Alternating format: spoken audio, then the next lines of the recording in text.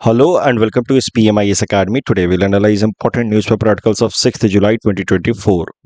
Please note you can download the PDF version of today's newspaper analysis by clicking the link given in the comment section. This is the list of the topics that we'll be covering from today's newspaper. The first article is about aphelion and perihelion. तो छोटा सा topic है but prelims में पूछा जा सकता है आपसे. वैसे जीएस पेपर 1 इंडियन ज्योग्राफी में भी इससे रिलेटेड एक प्रश्न बन सकता है 10 मार्कर का. तो देखते हैं क्या है ये कॉन्सेप्ट एपहेलियन और पेरीहेलियन का. देखिए, हमारा जो अर्थ रिवॉल्व करता है अराउंड द सन, तो जिस ऑर्बिट में वो रिवॉल्व करता है अराउंड द सन, वो ऑर्बिट पूरी तरीके से सर्कुलर नहीं है, वो ऑर्बिट है एलिप्टिकल, इस तरीके के कुछ. तो एक पहला प्रश्न ये उठता है कि सर क्यों ये सर्कुलर नहीं है? क्योंकि earth is revolving around the sun because of the centripetal force.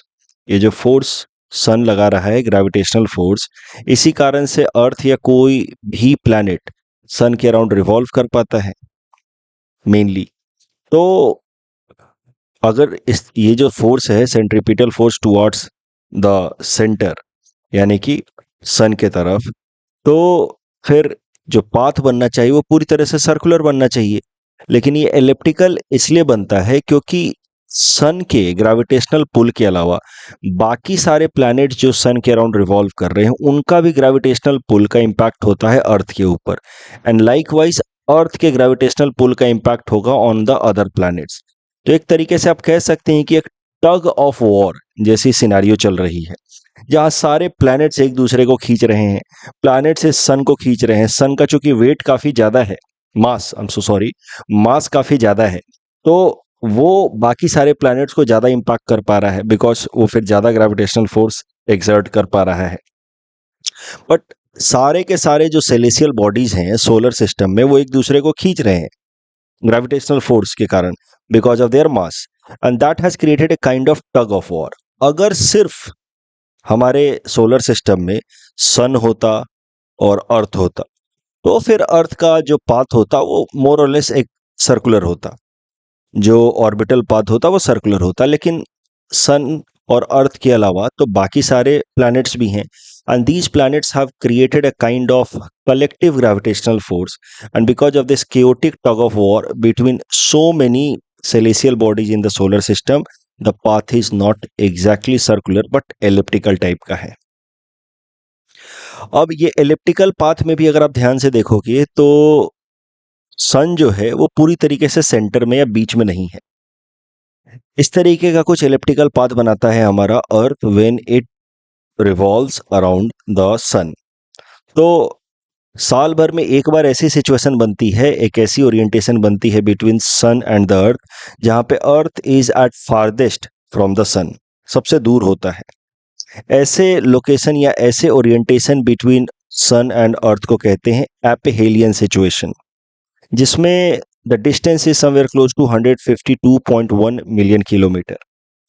और अभी हम जिस वक्त हैं, ये आर्टिकल इसीलिए आया ही है क्योंकि अभी हम लोग एपहेलियन सिचुएशन में हैं. जुलाई महीने में मोर और लेस एपहेलियन सिचुएशन बनती है, और फिर लगभग 6 महीने बाद आप कह सकते हैं जनवरी महीने में जाकर के ये पेरीहेलियन सिचुएशन बनता है, जब the earth is at the closest with respect to सन.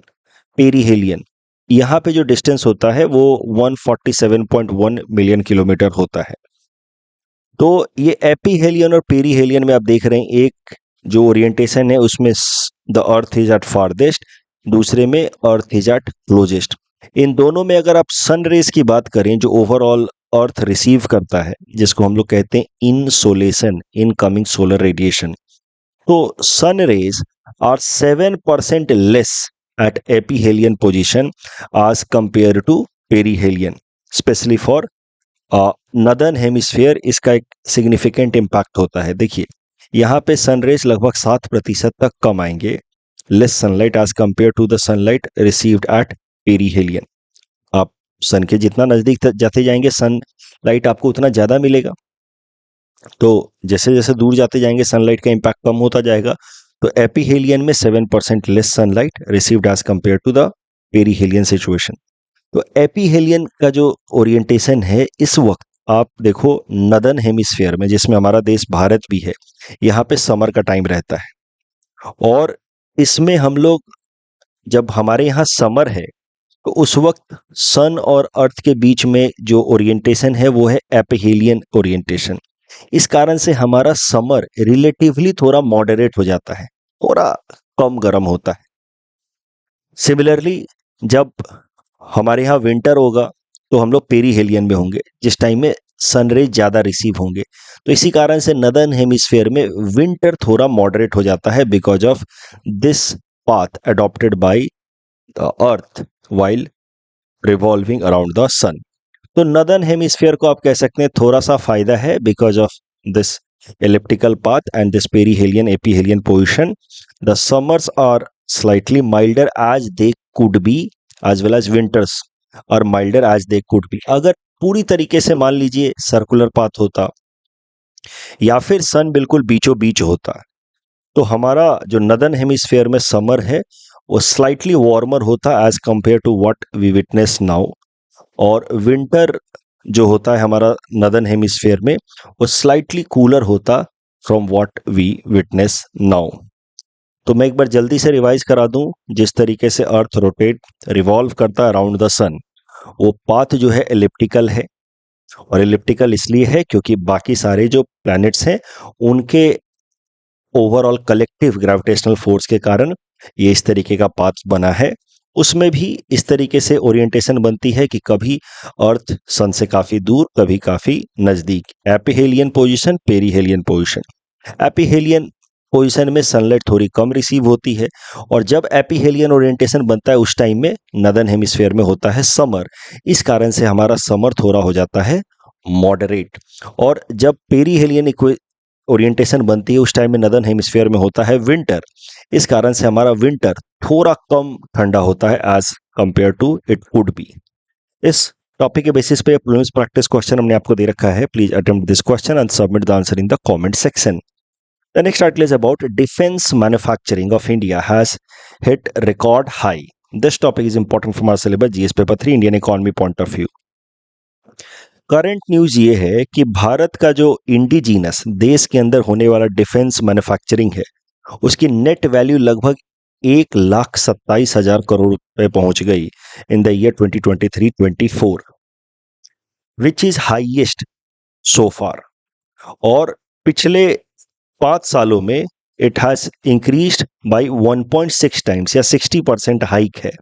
साल 2019-20 की तुलना में अब 2023-24 में हमने लगभग 60% ज़्यादा इंडिजिनस डिफेंस मैन्युफैक्चरिंग की है। उसमें भी पीएसयू बेस्ड यानी कि सरकारी कंपनियों का मैन्युफैक्चरिंग ज़्यादा बढ़ा है, प्राइवेट कंपनियों का भी मैन्युफैक्चरिंग बढ़ा है but not in the same proportion. साथ ही साथ अगर बात की जाए एक्सपोर्ट की, तो एक्सपोर्ट भी भारत का बढ़ा है।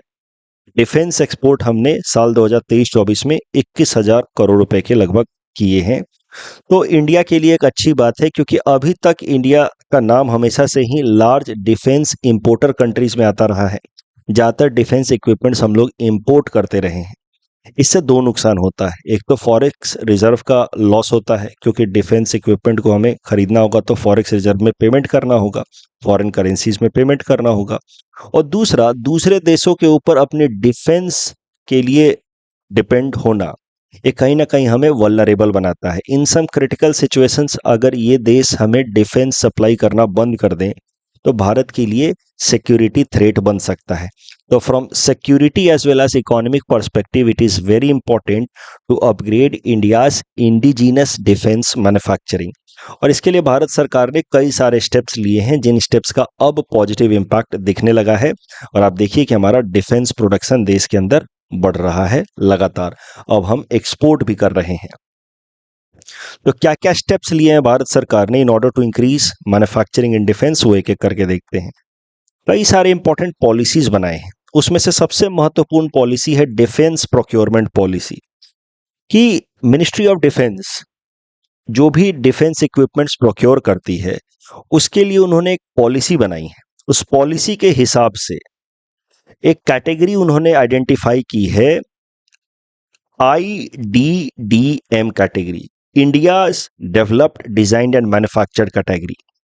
तो इस IDDM कैटेगरी को वो हमेशा ही प्रेफरेंस देते हैं अगर उनको कोई भी डिफेंस इक्विपमेंट प्रोक्योर करना है तो, खरीदना है तो। भारत के अंदर अगर डिजाइन हुआ है, डेवलप हुआ है, मैन्युफैक्चर हुआ है, तो हम लोग उस डिफेंस इक्विपमेंट को खरीदना प्रेफर करेंगे as compare to any other foreign defence equipment. तो डिफेंस प्रोक्योरमेंट पॉलिसी में IDDM कैटेगरी है which is given highest priority, ताकि देश के अंदर डिफेंस मैन्युफैक्चरिंग कंपनियों को बूस्ट मिले। हमारी भारत सरकार ही उनसे सीधा सीधा खरीद ले, इसके लिए हमारी देश की कंपनियों को प्रायोरिटी दिया जाता है under defence procurement policy IDDM category. उसके अलावा एक और पॉलिसी रिफॉर्म्स में कॉन्सेप्ट लाया गया है डिफेंस ऑफसेट पॉलिसी। अगर मान लीजिए कि विदेशी कंपनियों को हमने कॉन्ट्रैक्ट दिया भी कि ठीक है आपको 100 करोड़ का कॉन्ट्रैक्ट देते हैं हम लोग, 100 करोड़ का डिफेंस सप्लाई करें, तो उसमें से अब विदेशी कंपनी भी सारा का सारा सामान विदेश में बनाए, कोई जरूरी नहीं है ना। बड़ा सा आप मान लीजिए टैंकर बना रहे हैं, 100 करोड़ का टैंकर बना रहे हैं फ्रांस में, और जिसको भारत खरीदेगा, तो टैंकर के लिए छोटे छोटे इक्विपमेंट्स तो कुछ तो भारत से भी खरीदे जा सकते हैं, भारत की कंपनियां तो सप्लाई कर सकती है ना ऑक्सिलरी पार्ट्स। तो भारत सरकार डिफेंस प्रोक्योरमेंट में फॉरेन से अगर इंपोर्ट कर रही है कोई भी डिफेंस आइटम, तो एक ऑफसेट पॉलिसी लगाती है कि आप जितना हो सके उतना भारत से ऑक्सिलरी कंपोनेंट्स खरीदे, जो छोटे मोटे पार्ट्स हैं वो भारत की कंपनियों से खरीदे। तो 30% का नॉर्मली ऑफसेट पॉलिसी रहता है। 30% का ऑफसेट पॉलिसी का मतलब ये है कि अगर हमने 100 करोड़ का डिफेंस कॉन्ट्रैक्ट दिया फ्रांस को, तो फ्रांस के ऊपर एक तरीके से ऑब्लिगेशन लगा दिया कि लगभग 30 करोड़ का जो आप सामान है, इनपुट गुड्स अपने इस टैंकर को बनाने के लिए, वो 30 करोड़ का सामान आप भारत की डिफेंस कंपनियों से खरीदेंगे। जो छोटे मोटे पार्ट्स वगैरह हैं वो भारत की डिफेंस कंपनियों से खरीदेंगे। तो इस तरीके से कुछ ना कुछ पैसा तो वापस लौट करके आ गया हमारे देश में 30 करोड़ के आसपास। तो इसको कहा जाता है ऑफसेट पॉलिसी। तो डिफेंस प्रोक्योरमेंट पॉलिसी में हमने IDDM कैटेगरी को प्रायोरिटाइज देना शुरू किया है। उसके अलावा डिफेंस ऑफसेट पॉलिसी में फॉरेन कंपनियों के ऊपर एक लिमिटेशन लगाते हैं कि try to procure India based auxiliary items, basic items for defence manufacturing if it has to be ultimately sold to India. उसके अलावा FDI 74% तक फॉरेन कंपनियों को हम लोगों ने ऑटोमेटिक अलाउ किया है कि आप बिना परमिशन लिए आ सकते हैं और डिफेंस सेक्टर में हमारे देश के अंदर इन्वेस्टमेंट कर सकते हैं 74% तक। ओवरऑल डिफेंस सेक्टर में 100% तक FDI अलाउड है, but that to approval route. सरकार से अप्रूवल लेना होगा, RBI से अप्रूवल लेना होगा फॉर मेकिंग 100% इन्वेस्टमेंट। मतलब अगर पूरी तरह से कोई विदेशी कंपनी भारत में आकर के रन करना चाहती है और डिफेंस मैन्युफैक्चरिंग करना चाहती है, 100% स्टेक अपने पास रखना चाहती है, तो उसको फिर सरकार से परमिशन लेना होगा।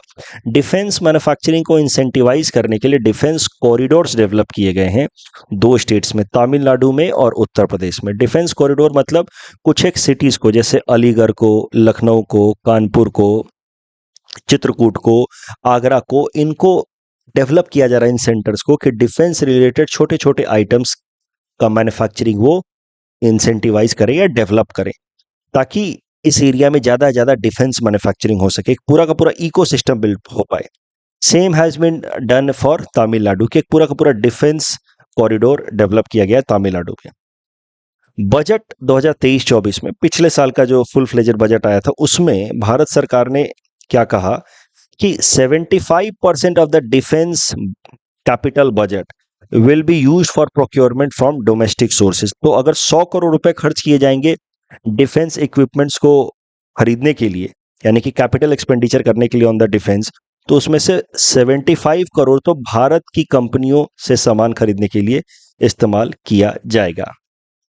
उसके अलावा कल भी हम लोग चर्चा कर रहे थे आईडेक्स के बारे में, जिसके अंतर्गत लाइफाई टेक्नोलॉजी को डेवलप किया जा रहा है फॉर इंडियन नेवी। तो आईडेक्स एक इनिशिएटिव है मिनिस्ट्री ऑफ डिफेंस की, जिसके अंतर्गत ministry of defence monetary grant देती है to the Indian startups to come up with innovative technological based solutions for Indian army, air force and navy. तो उसी के अंतर्गत कल लाइफाई टेक्नोलॉजी डेवलप किया था कुछ वेलमोना नाम के स्टार्टअप ने। तो iDEX is also an initiative in order to boost India's defence manufacturing and that to high tech defence manufacturing. उसके अलावा पुरानी एक भारत सरकार की कंपनी हुआ करती थी ऑर्डिनेंस फैक्ट्री बोर्ड, उसको रीस्ट्रक्चर करके 7 अलग अलग डिफेंस के पीएसयूज बना दिए गए। ओडीएफ को रीस्ट्रक्चर करके 7 अलग अलग पीएसयूज बनाए गए हैं जो अलग अलग फील्ड में काम करेंगे। पब्लिक प्राइवेट पार्टनरशिप को इनकरेज करने की कोशिश की जा रही है ताकि प्राइवेट सेक्टर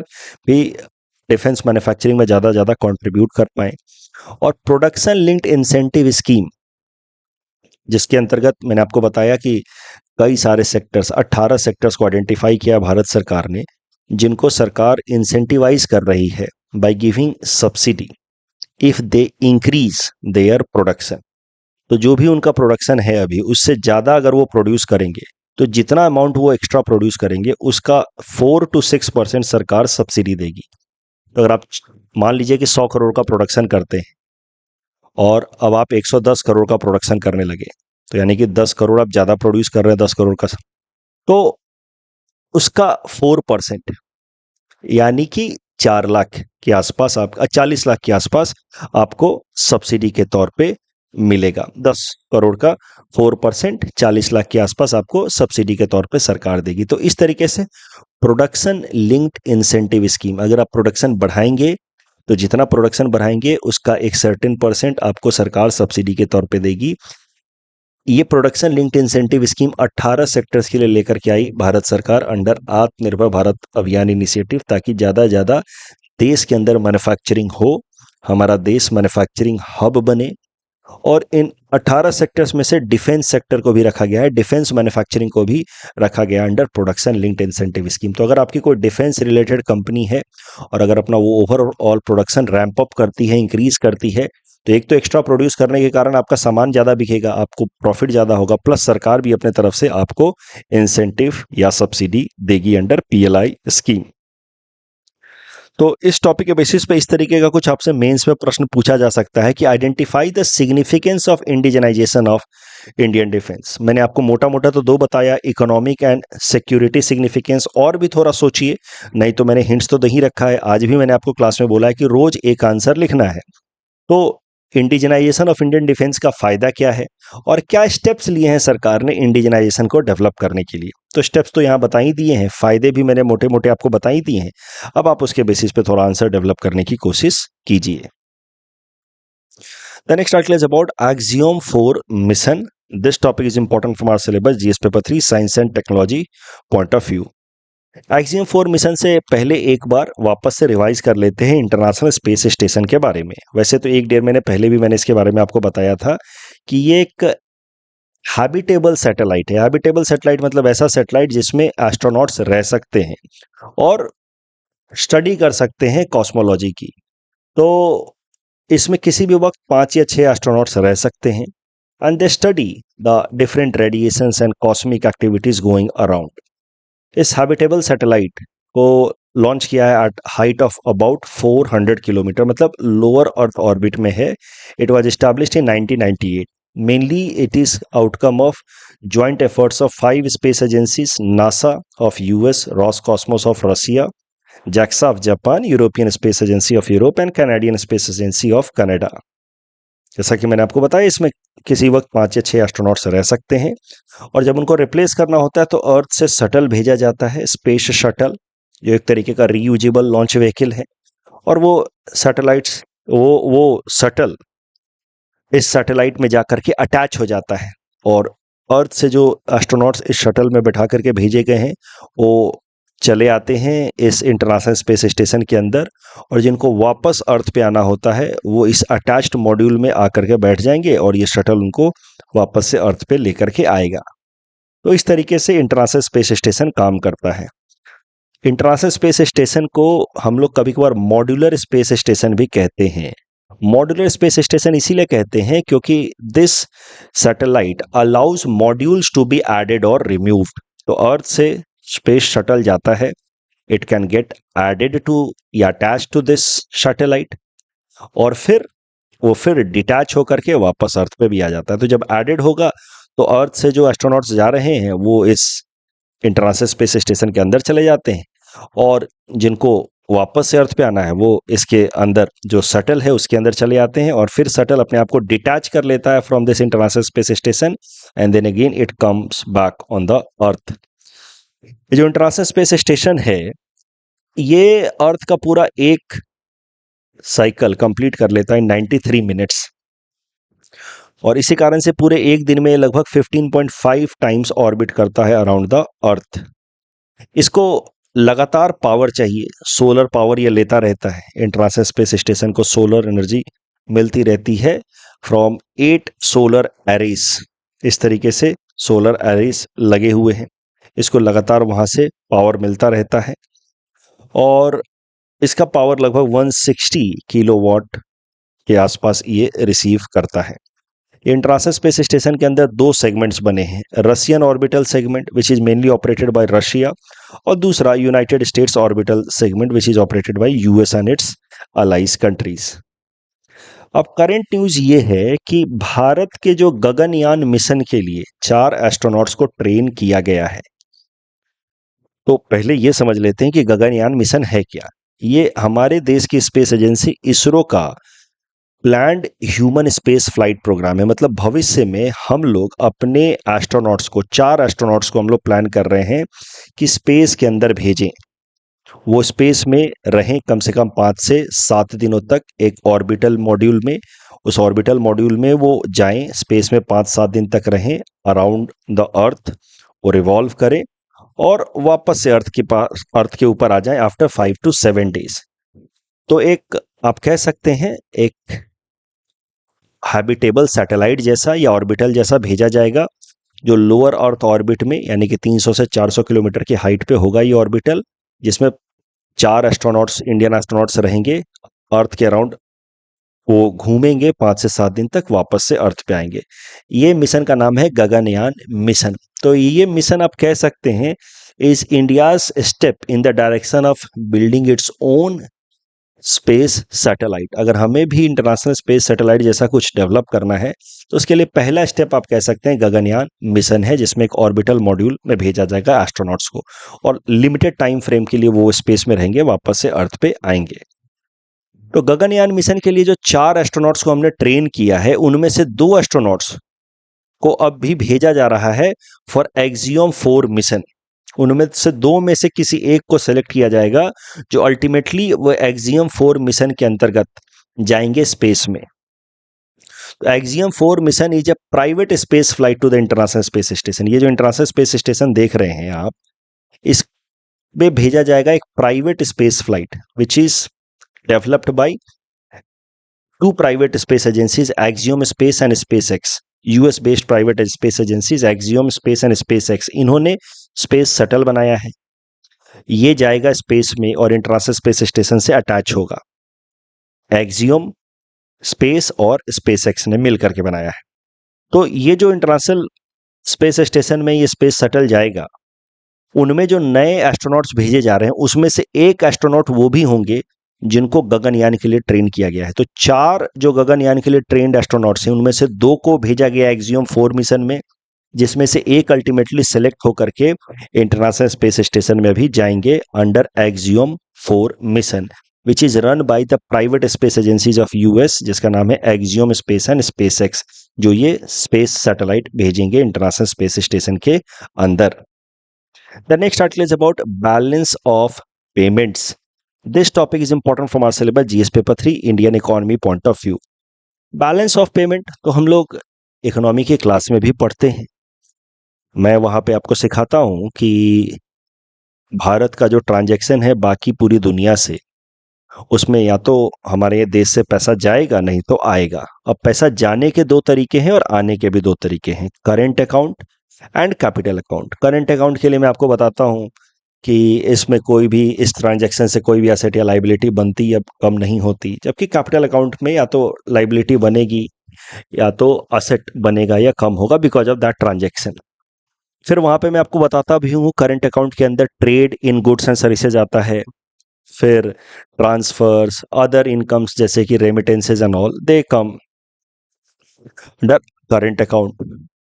उसके अलावा कैपिटल अकाउंट में फॉरेन इन्वेस्टमेंट, चाहे वो एफडीआई हो, एफपीआई हो, उसके अलावा बैंक ट्रांजैक्शन, एनआरआई अकाउंट्स वगैरह, एक्सटर्नल कॉमर्शियल बोरोइंग, ये सब आ जाता है कैपिटल अकाउंट में। ये सब तो हम लोग क्लास में सीखते हैं। अब ओवरऑल करंट अकाउंट में जितना पैसा आया और गया, कैपिटल अकाउंट में जितना पैसा आया और गया, उनको एक साथ अगर देखा जाए तो current account deficit and capital account deficit बनता है। If current account deficit or capital account deficit is in negative, that means there has been surplus. So now collectively current account transaction and capital account transaction leads to a balance of payment. Balance of payment बताता है कि किसी एक देश का economy का साल भर में दुनिया के साथ ट्रांजैक्शन करने के बाद ओवरऑल उसको फॉरेक्स रिजर्व में कमाई हुई है या उसको घाटा हुआ है। तो ये balance of payment is surplus, इसका मतलब ओवरऑल उसको फॉरेन ट्रांजैक्शन से फायदा हुआ है, उसका फॉरेक्स रिजर्व बढ़ा है आफ्टर 1 ईयर। ये balance of payment is in deficit, मतलब ओवरऑल फॉरेन ट्रांजैक्शन से उसको उसका फॉरेक्स रिजर्व घटा है। हो सकता है करंट अकाउंट में डेफिसिट हो या कैपिटल अकाउंट में डेफिसिट हो या दोनों में डेफिसिट हो। बैलेंस ऑफ पेमेंट इक्विलिब्रियम में भी हो सकता है, यानी कि ओवरऑल ना फॉरेक्स रिजर्व बढ़ा ना घटा। तो मैं उम्मीद कर रहा हूं कि आपको याद आ गई होंगी वो बातें कि कैसे मैंने टैंक बना करके येलो कलर का लिक्विड, पिंक कलर का लिक्विड दिखा करके current account deficit, capital account deficit, balance of payment समझाने की कोशिश की थी आपको क्लास में, और वहां से फिर balance of payment deficit, balance of payment surplus का कॉन्सेप्ट सिखाया था, राइट।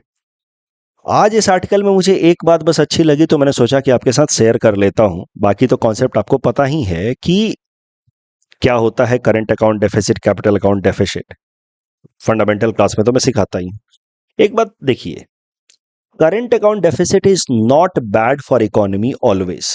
ऐसा नहीं कि अगर करंट अकाउंट में डेफिसिट है हमारा, यानी कि हमने बाहर से सामान ज्यादा मंगाया है, बेचा कम है, तब तो हमारा ओवरऑल डेफिसिट आ रहा है करंट अकाउंट में। It's not always bad. तो ऐसे प्रीलिम्स में सवाल बन सकते हैं। देखिए, करंट अकाउंट में अगर डेफिसिट हो रहा है, बट अगर हम ज्यादा से ज्यादा कैपिटल गुड्स खरीद रहे हैं, जैसे मशीनरीज वगैरह खरीद रहे हैं, तो उससे हमारा कैपिटल फॉर्मेशन बढ़ेगा कि नहीं बढ़ेगा, डेल्टा कैपिटल, वर्चुअस साइकिल वाला, उससे ओवरऑल हमारे देश का प्रोडक्शन इंक्रीज होगा कि नहीं होगा, बिल्कुल होगा। तो current account deficit is not always bad. In country like India, we have in general current account deficit, but we import a lot of capital goods, which helps in augmenting our production capacity, which helps in having overall gross capital formation, जिसको हम लोग delta C भी कहते हैं।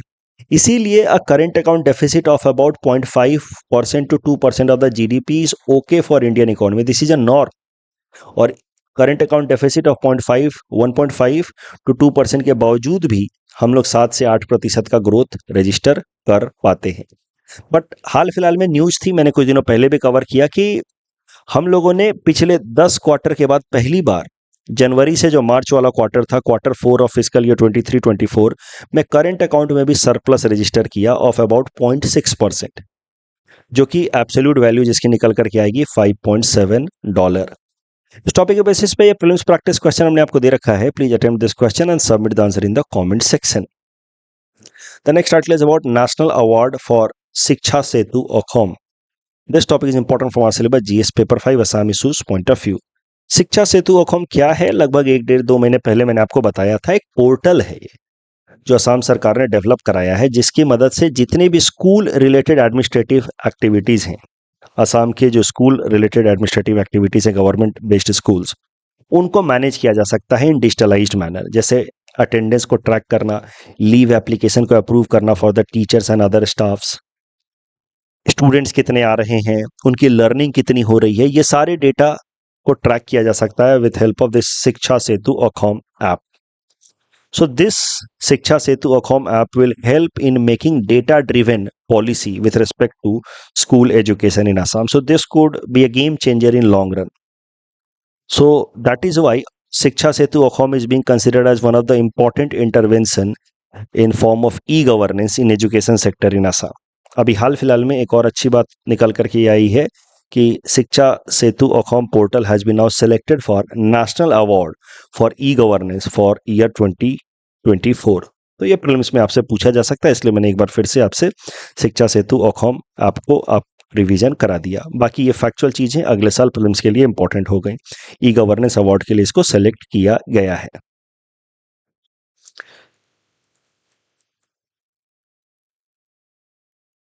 सो rats से related प्रश्न था कि rats is associated with which of the following organisation, answer is CO. और फिर एंजल टैक्स से रिलेटेड पहला स्टेटमेंट सही है लेकिन दूसरा गलत है। अभी इसको स्क्रैप नहीं किया गया, इस साल प्रपोजल था कि इसको स्क्रैप किया जाए, अभी देखते हैं, डीपीआईआईटी ने प्रपोज किया है, बाकी देखते हैं इस पे क्या होता है। Rudram air to surface missile है, ना कि एयर टू एयर मिसाइल है। तो पहला स्टेटमेंट तो गलत हो गया बट दूसरा सही है। तो correct answer would be B, because it is air to surface not air to air. मैंने गलती से सी कर दिया, I will be making it B. And LiFi technology से रिलेटेड दोनों स्टेटमेंट सही हैं। हाई स्पीड डेटा ट्रांसमिशन है and it is several times faster than Wi-Fi. That's all from our side for today. Thanks for watching.